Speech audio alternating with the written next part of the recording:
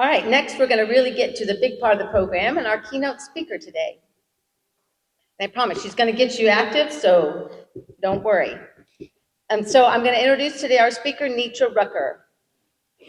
Nitra comes to us today from the Cleveland area, but she also works a lot in Colorado Springs because she's a member and she joined the organization of the United States Olympic and Paralympic Committee. And she joined the Olympics in October of 2020, where she is currently the Vice President of Diversity, Equity, and Inclusion and Talent. In her role, Rucker is responsible for leading, developing, and executing inclusion and talent strategies for the U.S. OPC and the broader U.S. Olympic and Paralympic movements.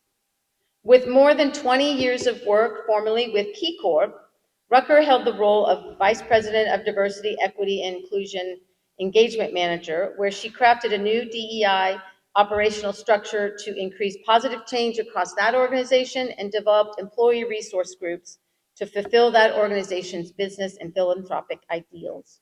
Under Rucker's leadership, KeyCorp was named the 2020 National Diversity Council Top Company for Employee Resource Groups. Nitra was also twice awarded the KeyBank Chairman's Award for contributions resulting in a more inclusive workplace. She earned a bachelor's degree in finance from Kent State University and an MBA with an emphasis in marketing from Cleveland State University. Welcome to the podium, Nitra.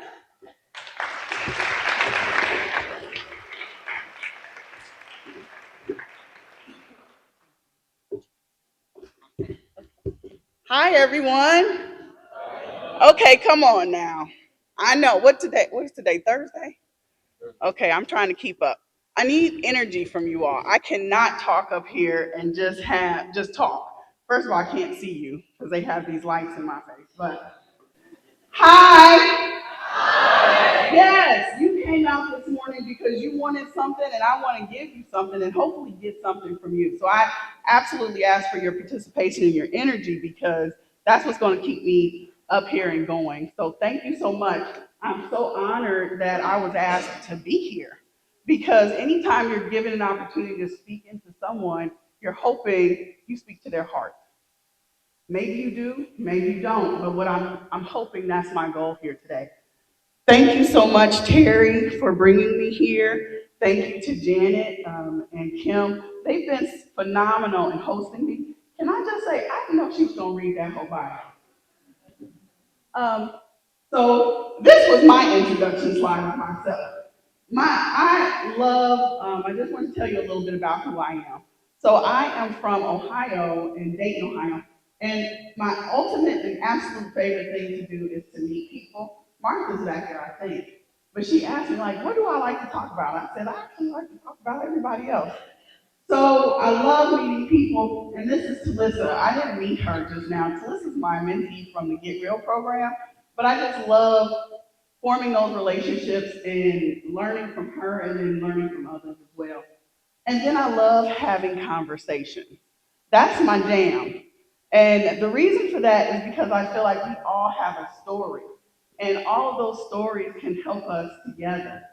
And so hopefully, can y'all see me squinting? Oh my goodness, this is ridiculous. Okay, so I'm going to get together. I just like to see faces. But hopefully we can have a conversation. If anybody here wants to reach out and connect with me on LinkedIn or anywhere, I answer all of my LinkedIns. I always get back to people because I do want to meet you and greet you personally. So with that, let's get started.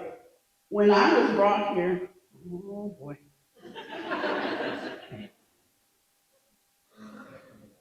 Oh, there we go. So when they asked me to come, they were telling me about the theme, and I was absolutely enthralled with the story of Sister Theodore because the fact that you come to a place with 5 other people and are dropped in the middle of nowhere and still made it happen, that is amazing. And I thought, wow, they must have really good courage and strength and all that stuff. But you can have that when you have a group, when you have a team. And so the reason for that was they decided that this was something they were going to do, and they decided to do it together. So my question for you all is, are you thriving together?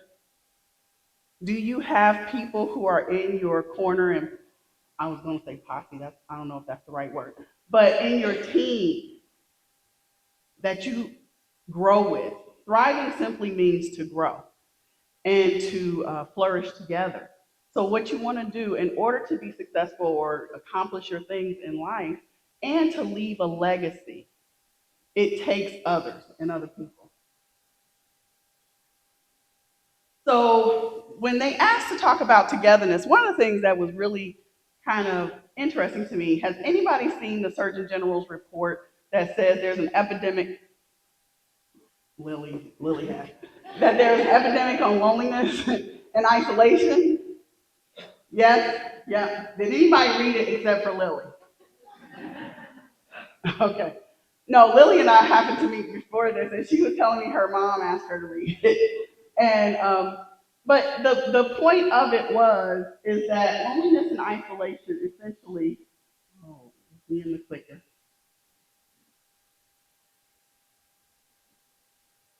Okay, there you go. That's all I want right now. But loneliness and isolation increases your chances of premature death and sickness, illness, all kinds of things. Anxiety goes up. And so you essentially have an increased chance of shortening your life if you do things, if you're feeling lonely. And then someone asked me, what is loneliness? And loneliness is really just not getting from others or not feeling connected to others and getting what you need from them. And so you feel disconnected. The startling fact was that this generation was deemed to feel more of those feelings of loneliness and isolation.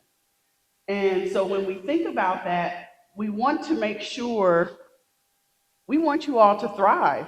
They brought you here, they want you here, and they want you to grow and learn together. So, no worries. There is hope, right?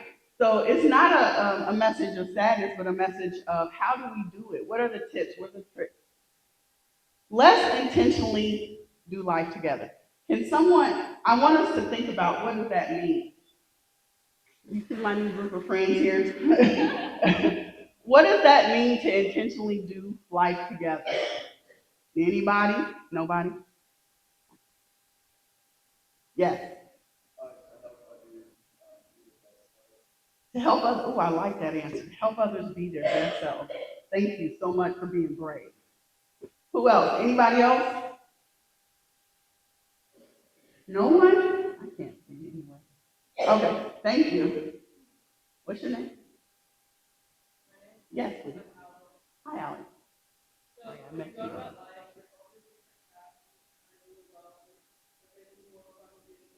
Mhm. Yeah, intentionally go find people and do things together.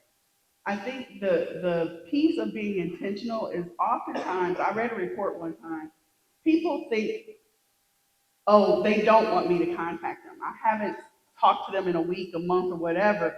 They'll feel like, oh, I'm bothering them. Actually, think about it for yourself. People love the surprise call. They love the surprise invitation. They love you getting out there and inviting them in. And one of the other things that I found in life is, there's some of us who in here is an introvert. Introverts unite. Okay. Who is an extrovert? Okay. All right. I'm sitting close. I can't see hardly anything. I'm lying. I can't see a thing.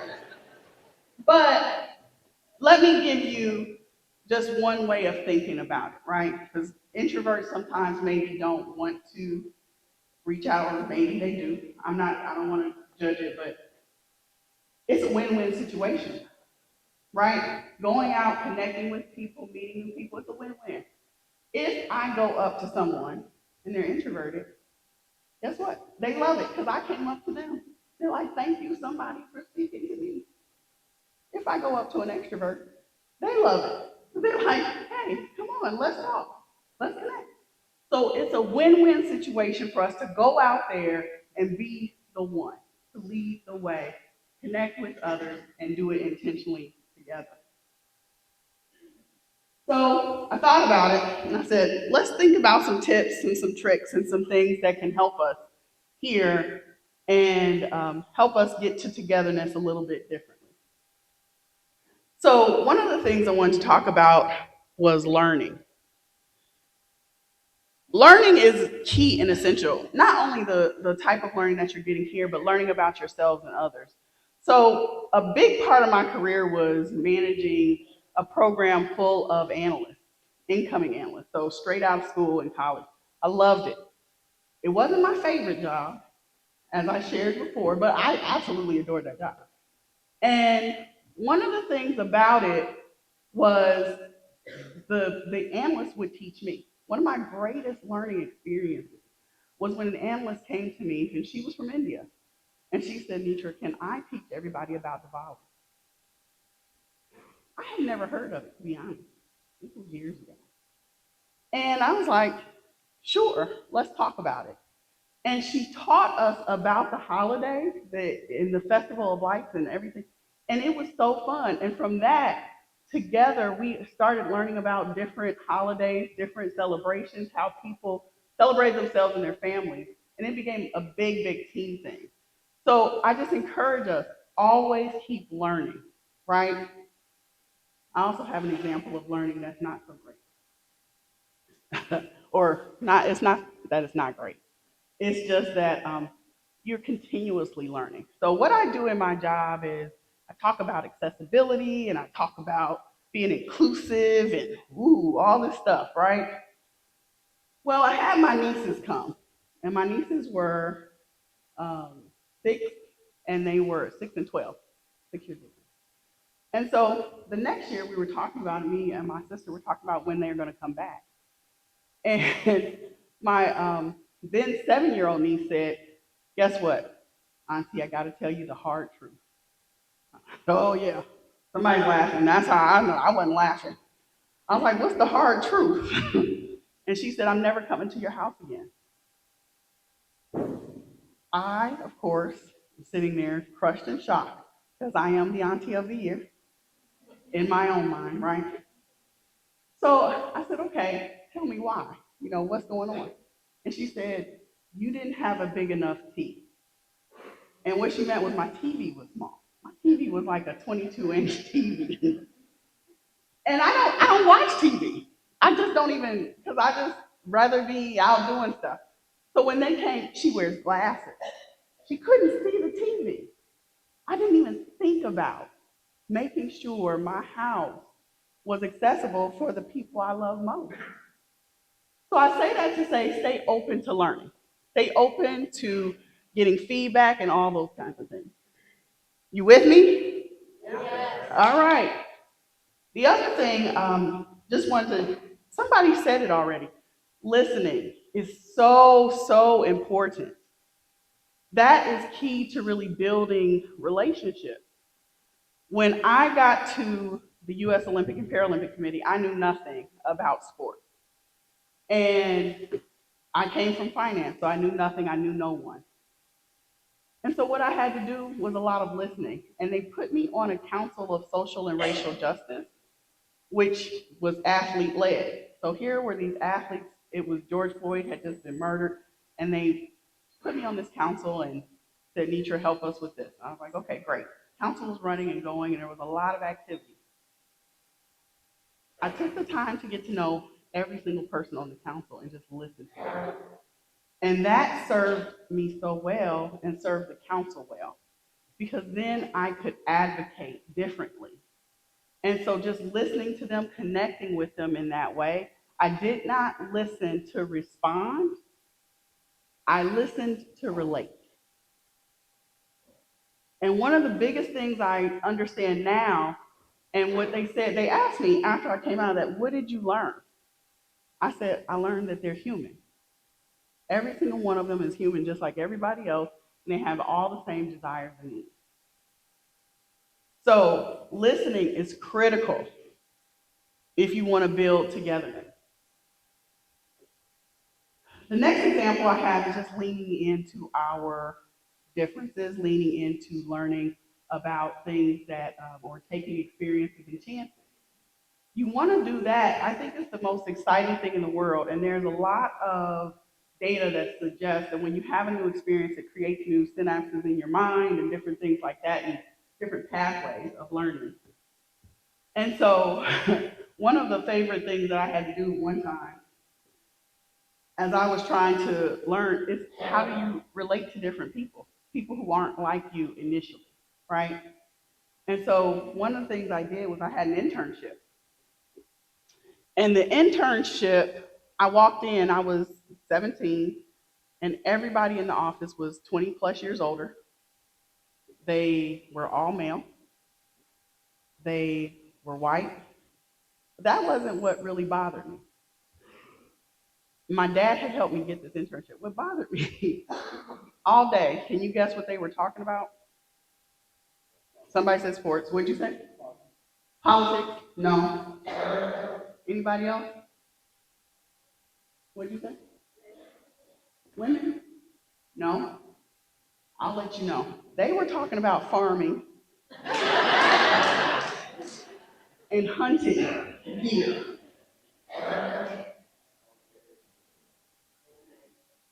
Do I look? I was like, oh no. So I called my dad right after, and I said, Dad, and before I could get the words out of my mouth, he said, you can't quit that job. I said, they're talking about killing and cleaning deer. Dad, come on, right? Like, I'm like cleaning my cake. He's like, no, you go back in there and you figure it out. And I was like, okay. So here we go, right? Went back in. It was the best summer of my life.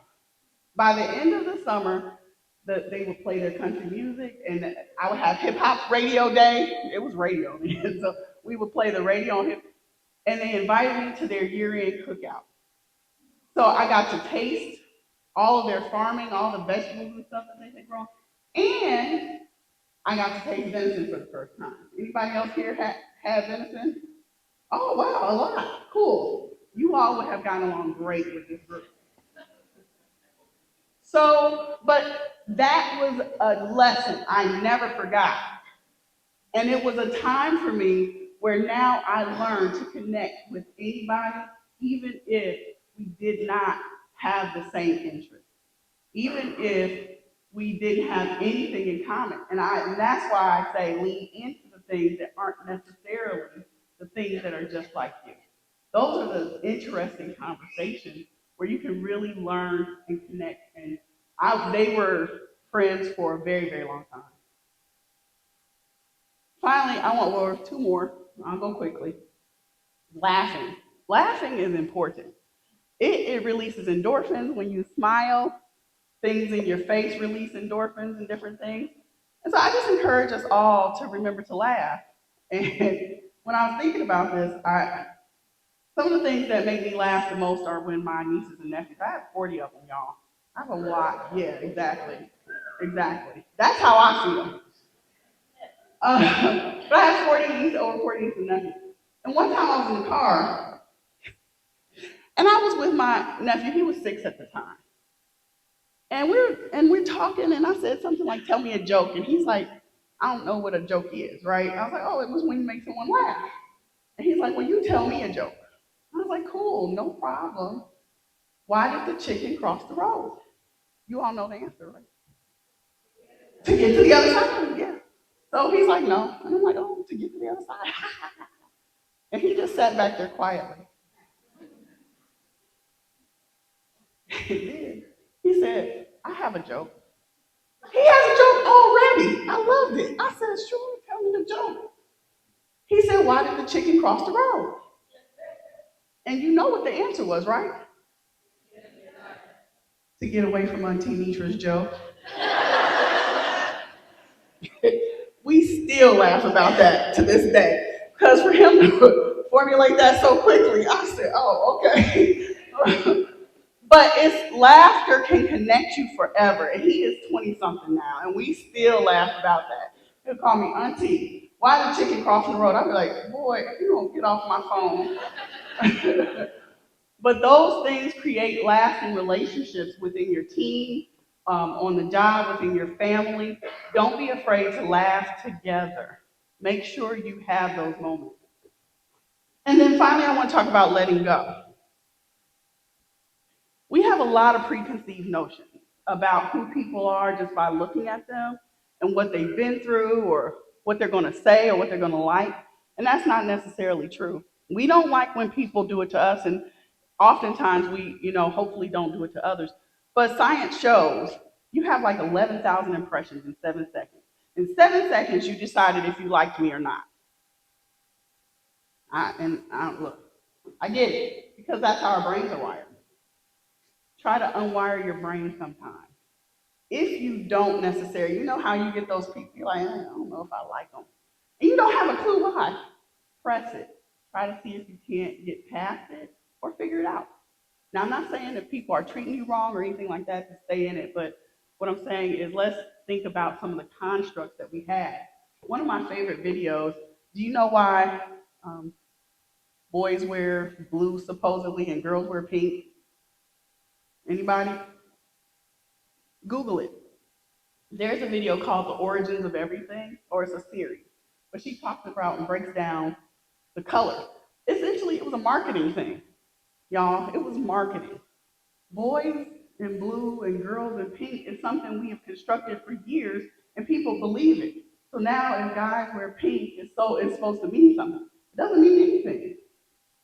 But that's because we've been taught so many things, not only about gender, about race, about religion. Have you gone in to discover it for yourself? Would be my question. And finally, I'm going to add one more. Love. That's the first time I used that graphic. Love, one of my personal values is to love harder. When you love people, when you share who you are and yourself, they will share it back. And what I mean by love harder is, yes, there's been times I've been hurt, and I'm not only talking about romantic relationships, right? We don't have enough time to talk about that. But I'm talking about friendships, family, all those kinds of things. But I refuse to let any past hurts rule my future relationships. Let go of some of those things and decide that you're going to love differently. The other thing that I really wanted to share about love too was make sure when you're loving someone, you tell them why you love them. How many times have you tell people you love them all the time, most of us. Do you tell them why? And I asked this one time, I realized I wasn't doing it. I'm in Big Brothers Big Sisters. I've been a big sister for a long time, and I love it. And I was sitting there with my little sister, and she was going through some just didn't love herself that much. And I was sitting over and I was eating with her. And I said, can you tell me something really good about yourself? And I'm trained, so I'm gonna wait. I'm not gonna just let you off the hook. And she started crying. She couldn't think of anything good about herself. And I thought, how have I contributed to that? I had never told her, oh, I love you because you're funny. I love you because anytime I ask you to go to something, you come. I love you because you like to learn and try new things. I love you because you take care of your mother when she needs you. I had never told her why the things that she did made a difference. So I encourage you and challenge you. Tell somebody why you love them. Y'all still with me? All right, well, good, because we're at the end. This is where I would encourage you to make a commitment. I know I talked about a lot of things, and I want, if you want to, for the next 66 days, to challenge yourself to do one of those things more deeply. Why 66 days? That's almost the end of the year. But it's because science says it's not 21 days that forms a habit, it's 66 days. So whether it's listening more, laughing more, learning differently, loving differently, can you all join me in that? And if we do these things together, think of the legacy you'll leave. Think of the legacy you'll build together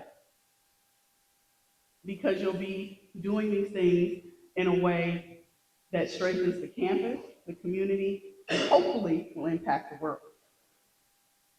And with that, I wanted to say, oh, did everybody get it if they wanted it? Are there any questions? There we go. Yes. Yes. The cookout with the cola. Actually, you know what I brought some cookout? Nothing. Because I know. So I was 17 and they were grown. And they were like, Nitra, you don't have to bring anything because they're like, basically you're an intern. You don't have a lot of money. So they were like, we got it. We don't want you to spend your money and stuff like that. They were like, just come. So I got off on that one. That was the only one. I've never been able to come without something to so what do you bring? Oh. Okay, so my famous dish is what you're asking. Okay. I only cook it once a year. Around Thanksgiving, it's coming up. But I make pineapple cobbler. Yeah, that's my thing.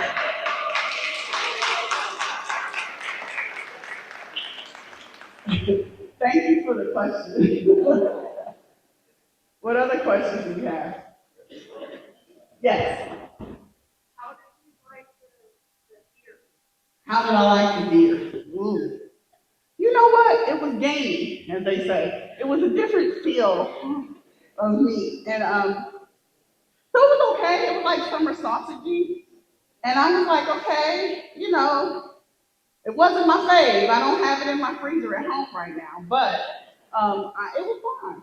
Mhm. Any other questions? Yes.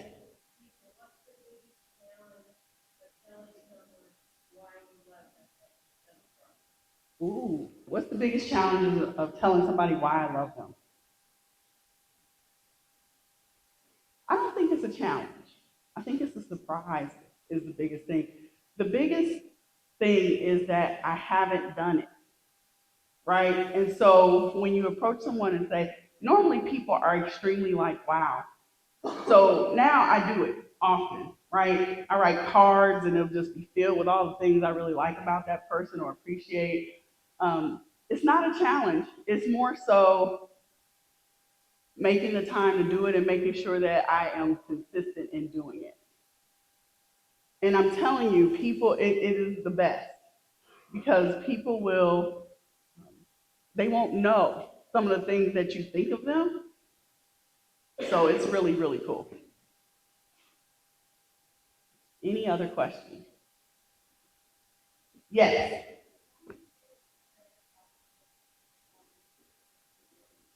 Oh, that's a really good question. So let me make sure I heard you. How do I prevent some of the negative thoughts that would got me where I am today? Ooh, okay. So we all have, look, in doing diversity work, what's your name? Sorry. Claire. In doing diversity work, I learn a lot of stuff and I use it.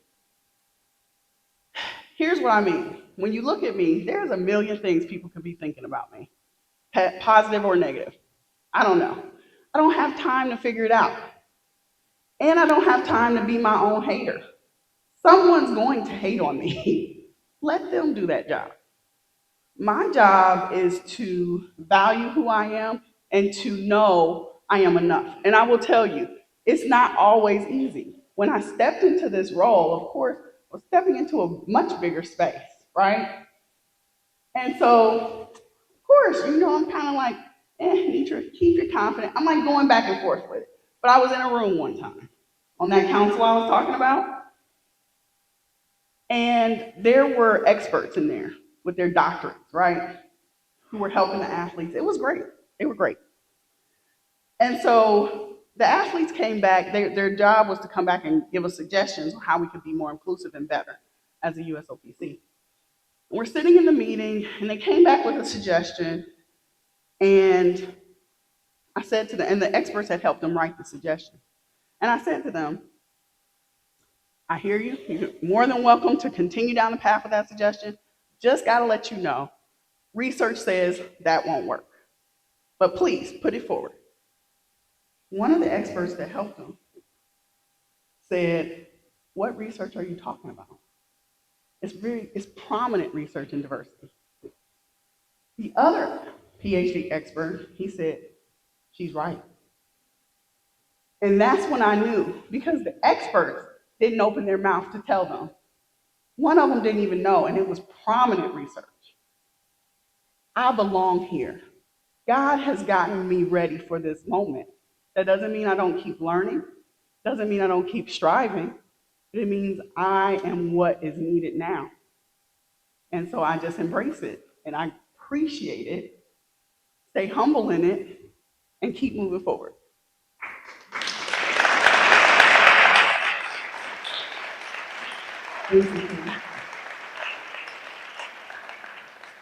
What else? Any other questions? Yes.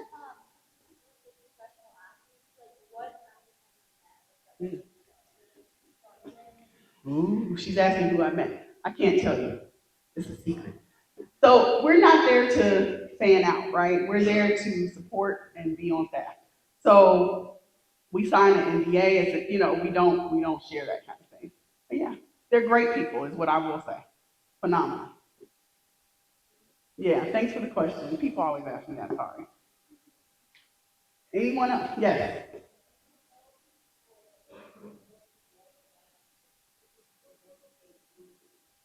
No, I tell them both. It could be anything, right? It's specifically, some people are positive, their character, love it. Sometimes people make me laugh. I'm like, wow, you make me laugh every single day, and I appreciate that. Some of them, it's like one of my people, I said, look, you always let me vent. You always listen to me, and I appreciate you for doing that. And then I told some people, your ability to unlock what is going on with people and support them is phenomenal. Like you just have, it's all of it. Anything that, look, some of it, it could be stuff as, like I have one person, I tell her, look, you make my spirit sing every time I see you because she's so fashionable. And I'm not.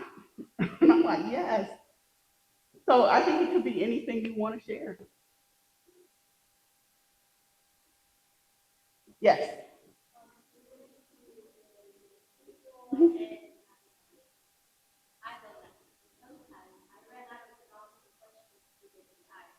Mhm.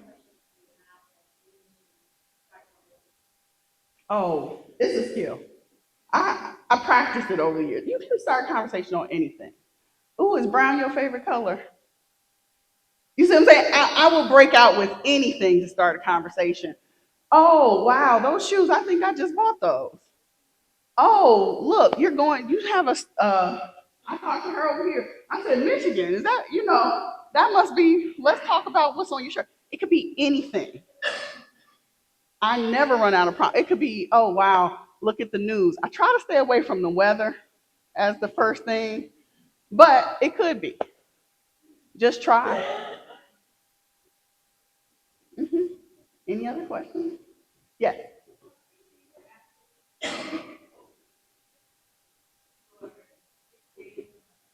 I'm sorry, I did not hear you.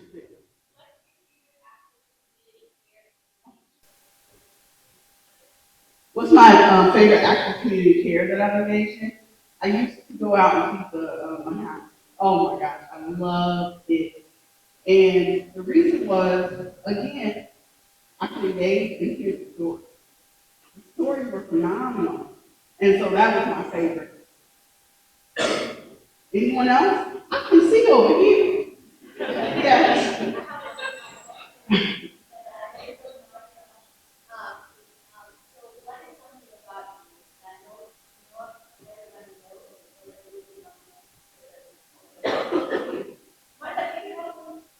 My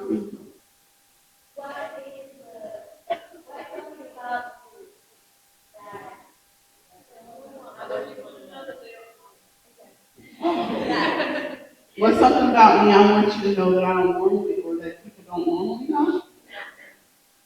Um, I don't know. That's a really good question. I think the most important thing to know is people know that I'm welcoming and I'm open. I'm going to say I think people don't know um, probably how much I grind.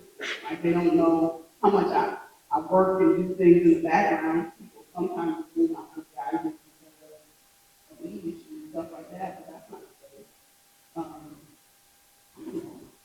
You know, I'm an open book. I'm one of those people. I'm happy to answer the question if you're bold enough to ask the question. What's my comment? Oh Lord. So, okay, the other thing my niece tells me is I'm single as a fruit now. So that when you ask that question, she always says stuff about, which is, so I am a Libra. So I just, Also, it's your birthday. no, it passed. It's really, thank you. Any other questions? Yes. What do you do to stay confident in your What do I do to stay confident? You just have to believe in yourself. I have a thing on my refrigerator. It says, and this was years ago, it says settle for more. And I always think, and it says, you know, you might be the person somebody needs on another matter. If I could give you one thing, love yourself. All the stuff. The things you're working on to be better, the things you don't like. I had a very interesting conversation with my mom the other day. I always have a compelling question for him during our one-on-one. And I asked him, do you get on your own nerves? And he said, yes, I do. I said, okay. I just had to ask him, like, I get on my own nerves. So, but my point is saying that I love everything about myself. But I'm here, so I might as well. If you want to spend your energy, it's wasted energy. And I didn't know it when I was your age. It's wasted energy. Love yourself because it's the only one you have. Why am I trying? I cannot be who you are. I can't do this the way you do it. I can't do it. Now I want to hear the answer. No, you don't. She did a beautiful job. Celebrate her. Celebrate people when they do well. I celebrate myself when I do well. Love yourself. We can all shine. And we're all here to shine together.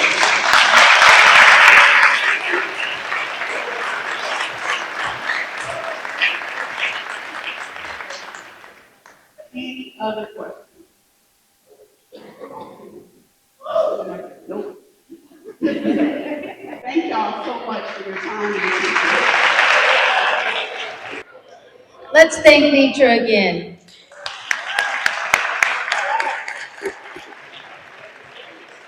Don't get too excited about leaving. We have some parting gifts and some other things to say before we head out. So I'm going to bring Terry back to the podium. First, we're going to present Nitra with her gift. We appreciate Nitra and all those wise words of wisdom that she shared with us today. Thank you for being here.